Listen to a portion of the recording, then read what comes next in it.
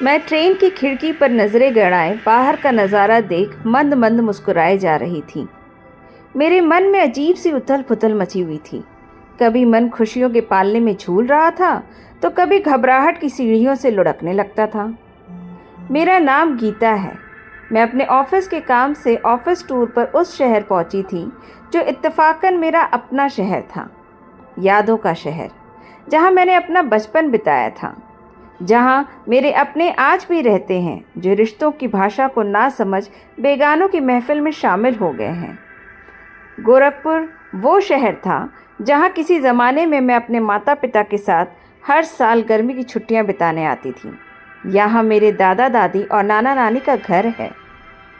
Train से उतरकर मेरी नज़रें तेज़ी से हर तरफ देख रही थीं, मानो आज और बीते हुए कल की दुनिया को एक साथ देख रही हूँ, या कहें महसूस कर रही हूँ। स्टेशन से बाहर निकलते ही टैक्सी में बैठते हुए मैंने कार की खिड़की नीचे कर एक गहरी सांस ली, जैसे हवा में घुली कट्टी मिट्टी महक भी मुझे खुशबू लग रही हो। शायद यही जादू होता है यादों के शहर का, कि हज़ार खामियां होते हुए भी वो शहर हमारे लिए सबसे अच्छा शहर होता है। नदी, नालों, तालाबों और सकरी गलियों को पार कर सुस्त सड़कों से गुजरती हुई आखिरकार मैं अपने होटल तक पहुंच गई थी।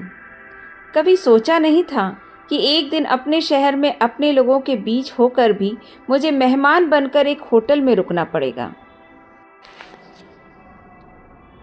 कितना बदल गया था ये शहर। कहीं पर पुरानी दुकानों की जगह नई दुकानों ने ले ली थी, तो कहीं पर पुरानी जगहों के नामों का नया नामकरण हो गया था। बस कुछ पुराने और नए चेहरों के बीच सुस्त और धीमी पड़ी जिंदगी अपनी उसी पुरानी चाल से चल रही थी।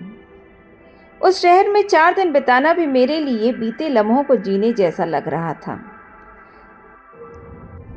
सुबह ऑफिस के लिए जाते वक्त कुछ पुराने अनुभवी कच्चे मकानों से उठ रहे धुएं की सौंधी सौंधी महक मुझे आज भी उस अंगीठी की याद दिलाता है, जिसके इर्द गिर्द बैठे हम बच्चे उन सर्द सुबह में अंगीठी पर पक रहे रोटी के साथ साथ अपनी हथेलियों को भी सेकते थे। सर्दी की उन ठिठुरती रातों में जलती हुई अंगीठी में एक अलग ही तपिश होती थी, जिसमें प्यार और अपनेपन की गर्माहट होती थी, जो आजकल के हीटरों में नहीं मिलती है। जैसे जैसे मेरे लौटने का दिन करीब आता जा रहा था, वैसे वैसे मैं अपने बीते हुए लम्हों में और ज़्यादा खोती जा रही थी। होटल की बालकनी पर खड़े खुले आसमान में टिमटिमाते उन अनगिनत तारों को निहारते हुए उन गर्म अंधेरी रातों का ख्याल आया, जब इन्हीं टिमटिमाते तारों से भरे आसमान का चादर ओढ़ हम सब छत पर चरपाई डालकर नींद के आगोश में खो जाया करते थे। वापसी के एक दिन पहले मेरे ऑफिस कैब ड्राइवर ने, जिनको मैं काका कहती थी, उन्होंने कहा, मैडम, आप जाने से पहले यहाँ के प्रसिद्ध मंदिर में विराजमान प्रभु गोरखनाथ बाबा के दर्शन कर लीजिए। गोरखनाथ बाबा मंदिर भी काफ़ी भव्य और खूबसूरत है। काका की बातें सुन मेरे दिल ने धीरे से कहा, कभी कभी दूरियां इतनी ज़्यादा बढ़ जाती हैं कि हमें अपनों की खैरियत या अपने शहर की खासियत दूसरों से सुननी पड़ती है। मैंने हाँ में सिर हिलाते हुए कहा, आज शाम को ले चलिएगा काका। शाम के ठीक 7 बजे हम मंदिर के सामने खड़े थे। मंदिर की सीढ़ियों पर चढ़ते हुए मेरा हर कदम बीते हुए लम्हों की ओर बढ़ता जा रहा था। मंदिर को हर तरफ से निहारते हुए मैंने मन ही मन खुद से कहा, कुछ भी तो नहीं बदला, सब कुछ वैसा का वैसा ही है जैसे बरसों पहले देखा था।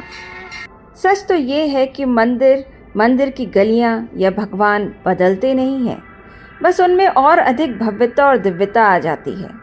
भगवान गोरखनाथ बाबा का दर्शन कर लगा मानो इस जाने पहचाने शहर में जहाँ अपनों को पहचानना मुश्किल है, वहाँ कोई तो है जो मुझे बहुत अच्छे से जानता है। भगवान के दर्शन कर मन को बहुत शांति मिली और दबी हुई इच्छा होठों पर आ गई। मैंने काका को एक पर्ची पर लिखे एड्रेस दिखाते हुए कहा, काका, कल इस जगह ले चलोगे? काका ने मुस्कुराते हुए कहा, जी बिटिया। कल के इंतज़ार में मैं रात भर ठीक से सो नहीं पाई थी। कुछ समझ नहीं आ रहा था कि जिन्हें हम बरसों पहले छोड़ आए थे, अब उन पुरानी गलियों में जाना सही रहेगा या नहीं। लेकिन अपनी ख्वाहिशों से लाचार अगली सुबह मैं उन पुरानी गलियों को पार कर बुजुर्ग हो चुके एक पुराने घर के सामने खड़ी थी, जिनकी दीवारें और दरवाजे तो मुझे नहीं पहचानती थी, लेकिन उस आंगन की मिट्टी अपना मोह जताते हुए मेरे पैरों से लिपटी जा रही थी। सब कुछ बदल चुका था। नई दीवारें, नए दरवाजे, नए कमरे और नए कोने। मेरी नज़रें पुराने कोनों की याद में हर नए कोने को ध्यान से देख रही थी। मुझे वो सीढ़ियाँ भी नहीं दिखाई दे रही थी जो बीच आंगन में खुलती थी, शायद घर के किसी कमरे में छुपी होगी। मैं अपनी पुरानी यादों को दिल में संजोए, नई यादों को साथ लिए चुपचाप एक अजनबी की तरह घर के आंगन से बाहर निकलने लगी कि तभी किसी की उम्र दराज आवाज़ सुनाई पड़ी, गीता, बिना मिले ही चली जाओगी? पीछे मुड़कर देखा तो कुछ पुराने रिश्ते जो वक्त के धूल में दब गए थे, आज मेरे सामने खड़े थे। ज़रूरत थी तो सिर्फ हाथ बढ़ाने की। उस दिन शाम को ट्रेन में बैठते वक्त बचपन की तरह फिर से मेरी आंखों में आंसू थे, मगर ये आंसू खुशी के थे। आज मैं इस शहर से बंधी बरसों पुरानी गांठ को खोल कुछ पुराने रिश्तों की नई पोटली बना अपने साथ ले जा रही थी। सच है, हाथ छूटे भी तो रिश्ते नहीं छूटा करते।